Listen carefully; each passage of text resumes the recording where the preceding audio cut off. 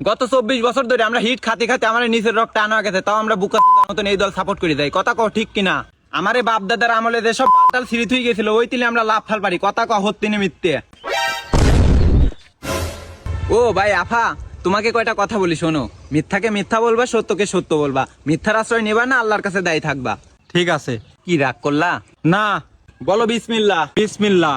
বর্তমানে আমি যে দলের জার্সি পরে আছি এই দলের কোনো অর্জন নাই। কথা কও ঠিক কিনা? ঠিক। আল্লাহর কিরিও ঠিক। কি রাগ করলা? না, এটাও রাগ কর নেই। আমারে বাপ দাদার আমলে যেসব বাতাল সিঁড়ি থুই গেছিল ওই তিলে আমরা লাভ ফাল পারি। কথা কও হত্তিনে মিথ্যে। হত্যি 100% হত্যি কথা। কি রাগ করলা? না। ক সুবহানাল্লাহ। সুবহানাল্লাহ। আমার জন্মের পরের থেকে আমি এই দলের কাপলাও দেখিনি। কথা কও হত্তিনে মিথ্যে। ভাই আপনি খালি আমার মনের কথা কইছেন, এবারও হত্যি। ভাই রাগ করলা? না ভাই, রাগ করবো কে? যা কইছেন আমার পক্ষেই তো কইছেন।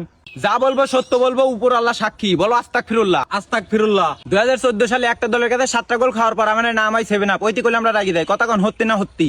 হত্যি। কি ভাই রাগ করলা নাকি? না, 7 আপ। আমার দলে হিরো আলমের মতন একটা প্লেয়ার আছে, চুলে ছোয়া লাগলেই পড়ে যায়। কথা কন ঠিক কিনা? ঠিক ভাই, বুঝি আসেন ভাই। কি ভাই রাগ করলা নাকি? আরে না ভাই। গত 24 বছর ধরে আমরা হিট খাতে খাতে আমার নিচের রক্ত আনা গেছে, তাও আমরা বুকা মতন এই দল সাপোর্ট করে যাই। কথা কও ঠিক কিনা? ঠিক ভাই ঠিক, একবারে মনের কথা কইছেন। এতক্ষণ যা কইছেন মোট আমার পক্ষে কথা কইছেন।